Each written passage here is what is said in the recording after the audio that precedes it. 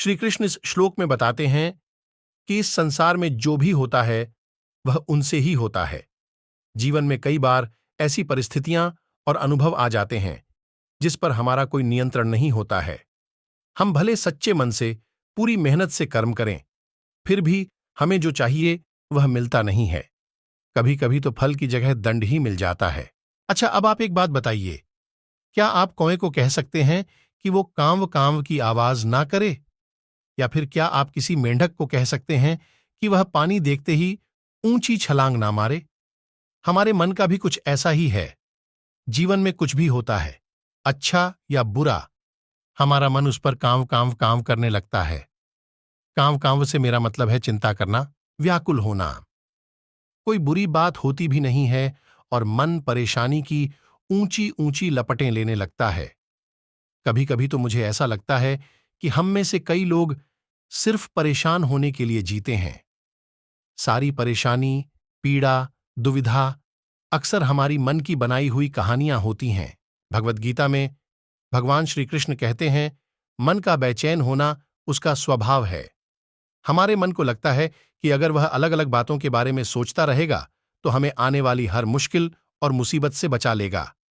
पर ऐसा होता नहीं है। हम अपने जीवन का काफी अधिक समय सोच विचार करके परेशान होने में निकाल देते हैं। भगवान श्री कृष्ण कहते हैं कि मन का यह स्वभाव बदलना मुश्किल जरूर है, असंभव नहीं। भगवान श्री कृष्ण हमें हमारे मन को शांत और स्थिर करने के लिए दो उपाय देते हैं। पहला, ध्यान लगाना या मेडिटेट करना। दूसरा, वैराग्य भाव सीखना। अब ध्यान या मेडिटेशन शब्द सुनते ही आप में से कई लोग कहेंगे कि आप आंख बंद कर सांसें अंदर बाहर नहीं ले सकते। यहां हम सब गलती कर बैठते हैं। मेडिटेशन या ध्यान का मतलब सिर्फ आंख बंद कर बैठना नहीं होता। मेडिटेशन का मतलब होता है अपना पूरा ध्यान किसी चीज पर लगाना और उसे हटने नहीं देना। अगर आप रोटी बना रहे हैं तो सिर्फ उस बात पर ध्यान दीजिए। अगर आप पिक्चर देख रहे हैं तो अपना पूरा ध्यान पिक्चर पर लगाएं। यह मत सोचिए कि पिक्चर देखकर आप अपना कितना वक्त बर्बाद कर रहे हैं। जब आप जीवन के यह मत सोचिए कि पिक्चर देखकर आप अपना कितना वक्त बर्बाद कर रहे हैं। जब आप जीवन के हर छोटे बड़े काम को पूरे ध्यान से करते हैं तो आपका जीवन ही एक मेडिटेशन बन जाता है। ऐसे जीवन में शांति, स्थिरता, साहस और सफलता का होना अनिवार्य है। वैराग्य भाव दूसरा उपाय। वैराग्य का अर्थ यह नहीं कि आप सब कुछ छोड़कर जंगल में जाकर बैठ जाएं।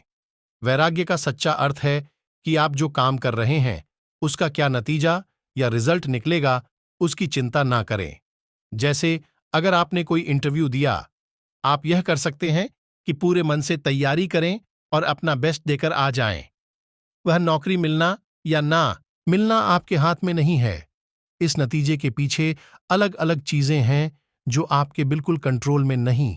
तो जिस चीज के बारे में आप कुछ कर नहीं सकते उसके बारे में चिंता भी ना करें। यही वैराग्य का सच्चा मतलब होता है और यही है भगवान श्री कृष्ण का दूसरा उपाय, मन को चिंता की लपटों से बचाने का। याद रखिए, आप पूरे के पूरे इंसान हैं। समझदारी, संयम और कुशलता से भरे इंसान। आपका मन जब भी कौए की तरह अलग अलग बातों पर आपको परेशान करने लगे, तब अपने मन को भी प्यार से समझाइए और शांत कर लीजिए। बस अपने ऊपर विश्वास रखिए कि आप कभी अपना बुरा नहीं होने देंगे। भगवान श्री कृष्ण के उपदेशों का पालन करके सत्य, निष्काम कर्म और उदारता की मार्ग पर चलकर आप जीवन में सफलता प्राप्त कर सकते हैं। ध्यान रखें कि सफलता व्यक्तिगत परिभाषाओं की बात नहीं करती, बल्कि आपके उद्देश्यों और मूल्यों के साथ एक सही दिशा में प्रकट होती है। श्री कृष्ण के उपदेशों में सत्य, न्याय और प्रेम का महत्व है। उनकी वाणी से जीवन को सफल बनाने के लिए समर्थन प्राप्त होता है। विचारशीलता, कर्मयोग और भक्ति के माध्यम से सच्चे मार्ग पर चलने का सुझाव भी मिलता है। जीवन को बदलने का पहला कदम अपने लक्ष्यों को स्पष्ट करना है। सकारात्मक बदलाव के लिए स्वयं को समर्पित करें, नए दिशा निर्देश तय करें और उसे हासिल करने के लिए कठिनाइयों का सामना करें।